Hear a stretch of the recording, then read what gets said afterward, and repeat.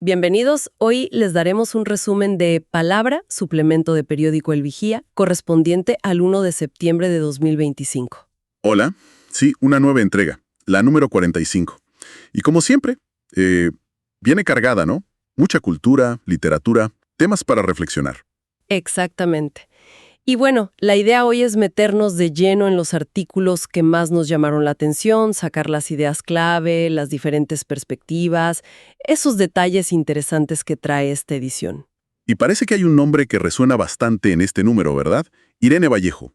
Totalmente. Alfonso García Quiñones la llama, fíjate, rockstar de las letras. Y las cifras que da son impresionantes. Sí, El infinito en un junco, que es de 2019, ya va por las 100 ediciones. 100 ediciones.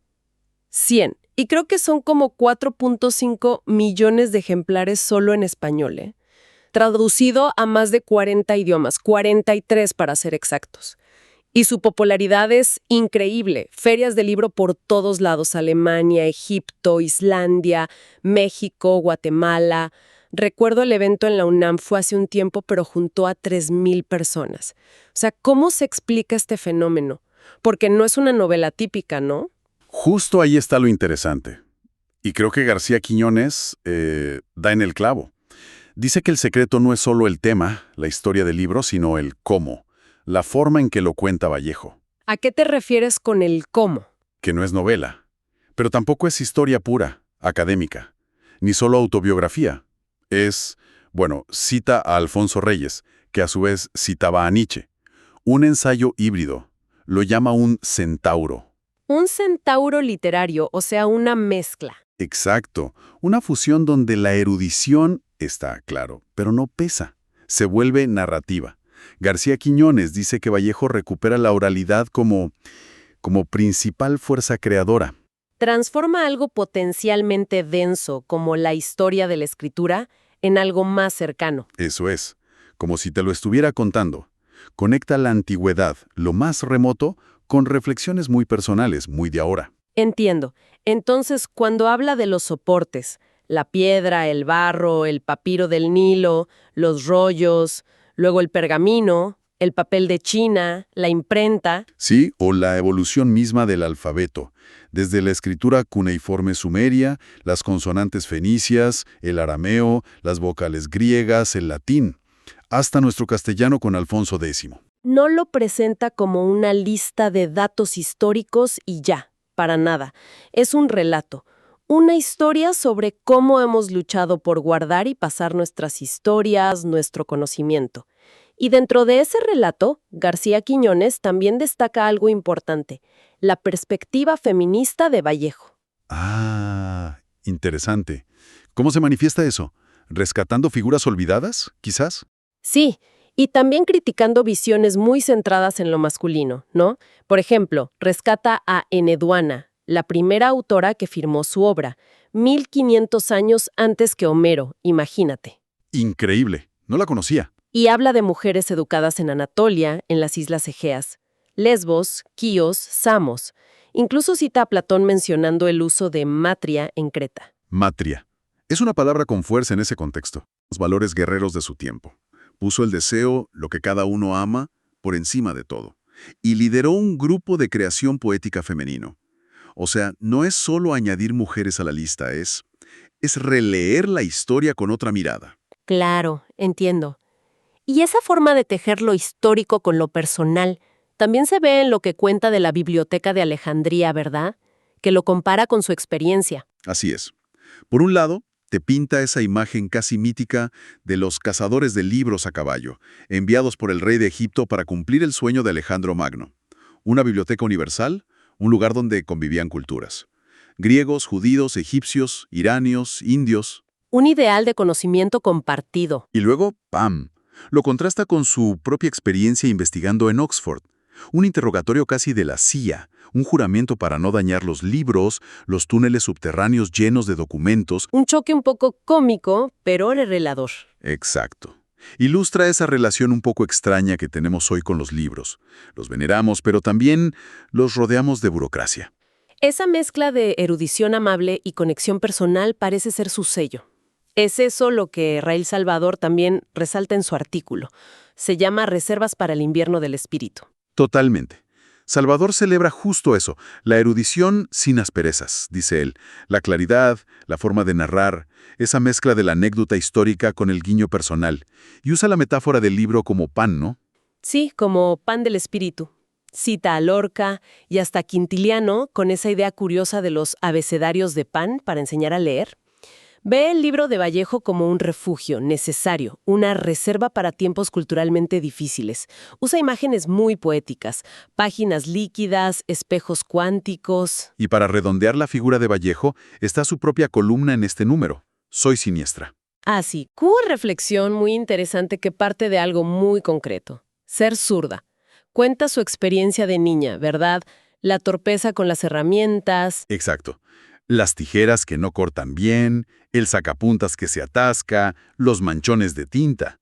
Esa sensación de no encajar, de funcionar mal en un mundo hecho para diestros. Pero lo lleva mucho más allá de lo personal. Es una crítica cultural. Claro, hace un recorrido histórico del prejuicio contra los zurdos, desde las legiones romanas, la caza de brujas, hasta Lombroso, que los veía como criminales en potencia. Terrible. Y los métodos en las escuelas para corregirlos. Brutales. Incluso en regímenes supuestamente opuestos, como el franquismo y los comunistas, existía esa presión para usar la derecha. Es la historia de cómo rechazamos lo que es diferente. Me llamó la atención cómo analiza la escena de Chaplin y Keaton en Candilejas. Es muy agudo, sí. Chaplin, zurdo, intentando tocar el violín diestro. Ve ahí, en esa escena divertida y triste, un símbolo de la vulnerabilidad del zurdo. Y cómo el lenguaje mismo carga con ese prejuicio. Exacto. Right, en inglés, es correcto. Derecho en español también tiene esa connotación positiva, destreza. Mientras que sinister, que viene de izquierdo en latín, es siniestro, lo negativo. Su llamado final es a resignificar esa mano izquierda, ¿no? A valorar la diferencia. Exacto. A actuar con mano izquierda, pero en un sentido positivo. Una columna muy potente que cierra bien este foco en Vallejo. Bueno, dejamos el universo de Vallejo y los libros y pasamos a otro concepto fuerte en este suplemento, la frontera. Gabriel Trujillo Muñoz tiene un texto que se llama Call Me Border. Sí, Trujillo Muñoz nos propone ver la frontera de otra manera, no solo como una línea en el mapa, sino como un espacio vivo, un lugar de creación, de memoria y también de esperanza. ¿Y el escritor fronterizo cómo? Un cronista especial, algo así. Como alguien que cuenta lo que no se suele contar, que tiene puentes, que explora los límites, no solo geográficos, sino también los de los géneros literarios. La frontera como un lugar para cruzar límites narrativos. Cita a John Berger, ¿no? Sobre escribir desde el margen como un acto de salvación. ¿Cómo define él esa identidad fronteriza? Pues la describe como vivir en el borde, en el filo entre culturas. Y eso te obliga, dice, a quitarte prejuicios. La frontera no es ni Disneylandia, ni el estereotipo del campesino dormido con sombrero.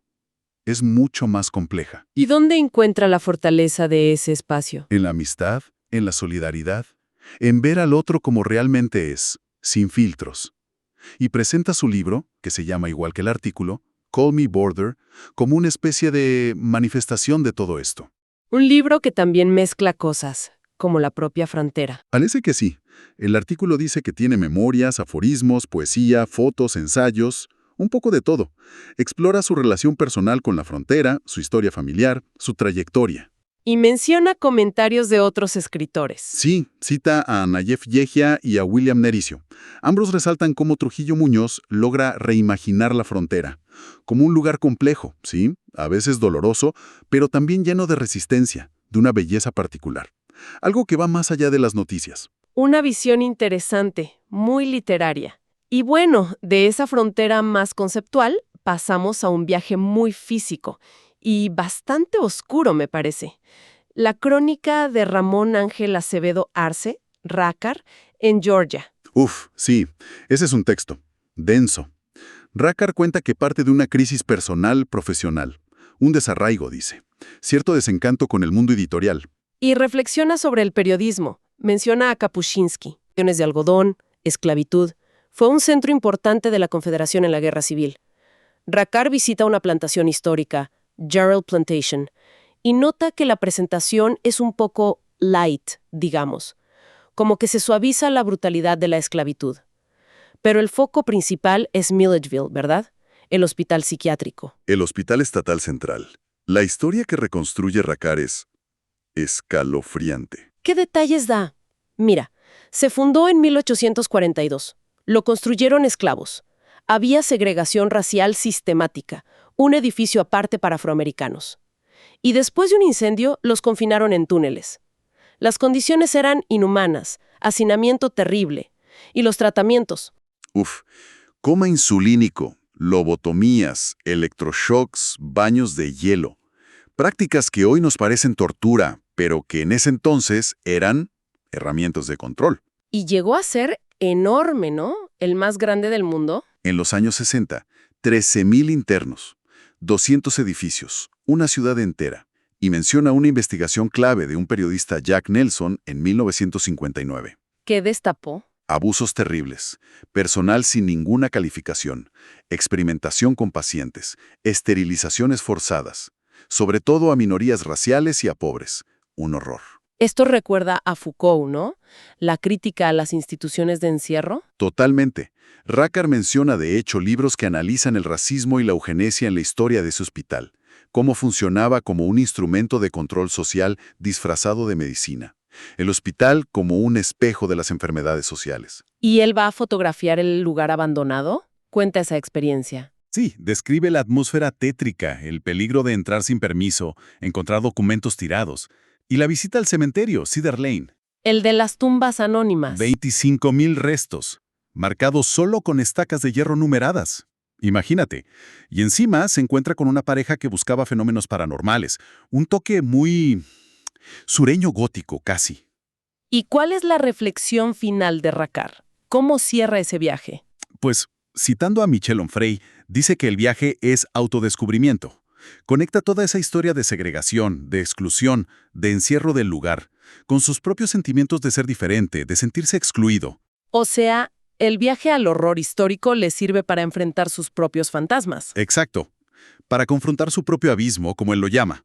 Es un texto muy potente porque une de forma muy cruda lo histórico, lo social y lo personal. Un viaje sin duda intenso. Y como mencionabas, Racar cita a Kapuscinski y la ética periodística.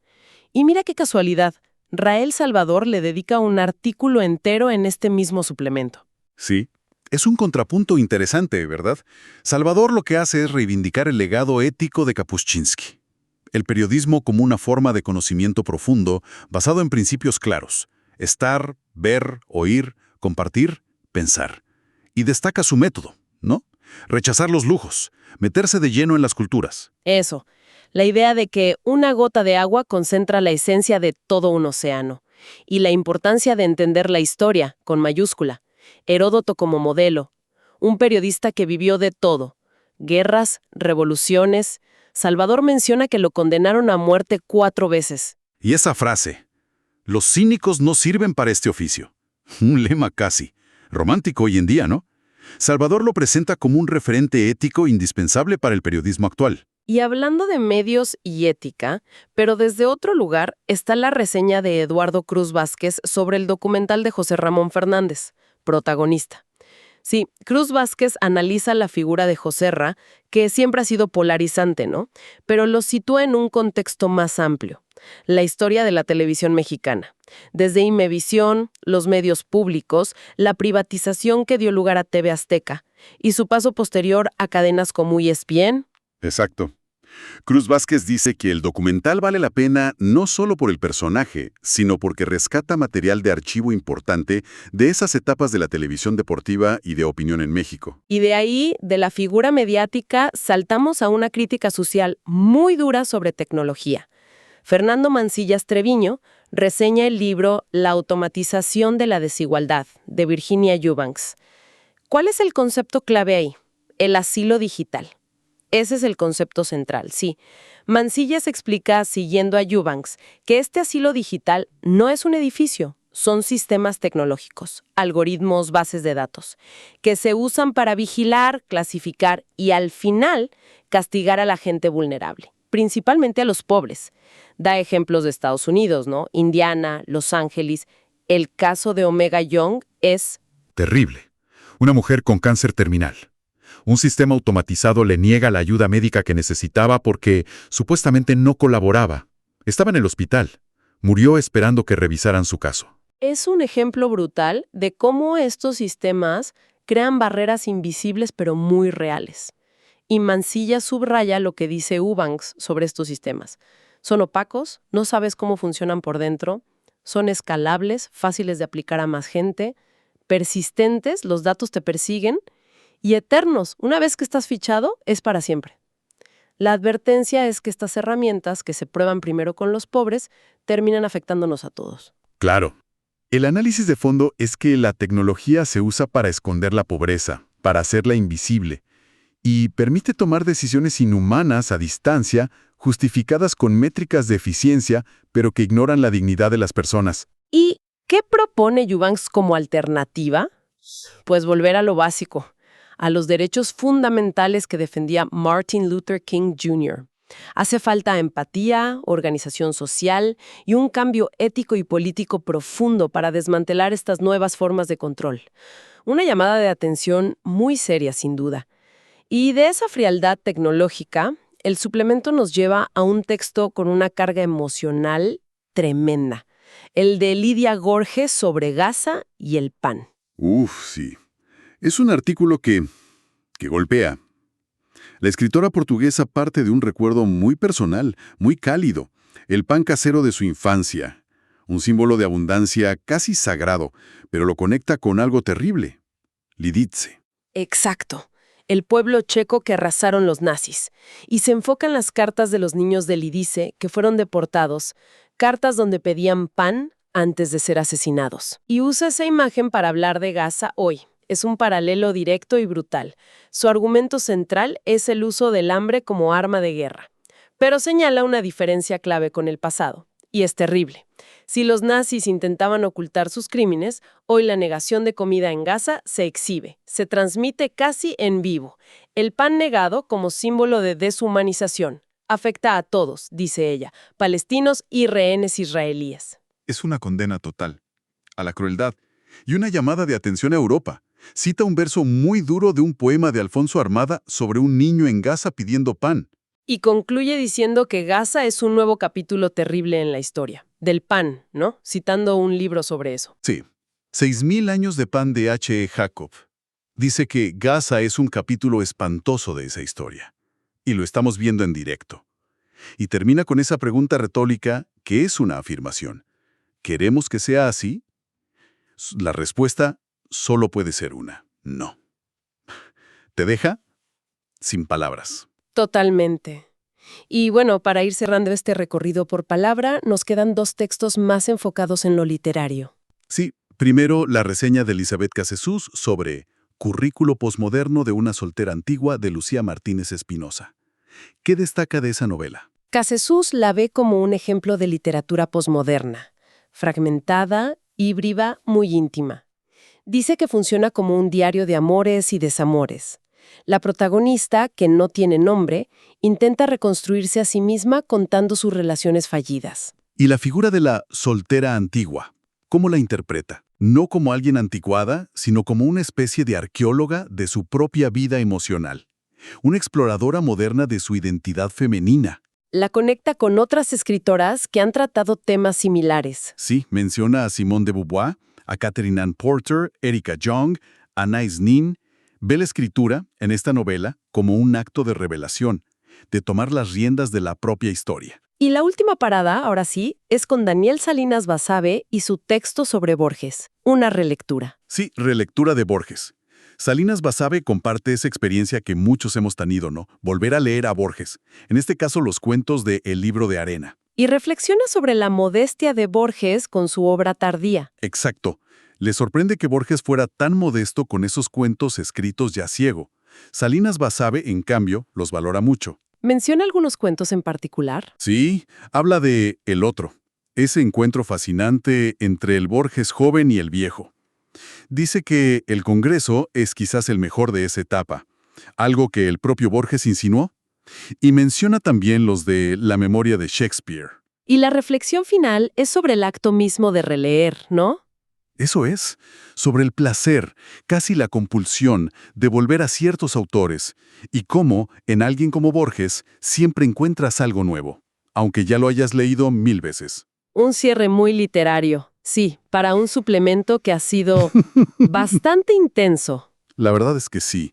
Hemos tocado muchos temas, desde el fenómeno Vallejo y la historia del libro, hasta la complejidad de la frontera, pasando por viajes a lugares de trauma histórico. Debates sobre ética en periodismo, el impacto de la tecnología, denuncias sobre crisis humanitarias como la de Gaza. Y terminando con reflexiones sobre literatura, identidad femenina y el placer de la relectura.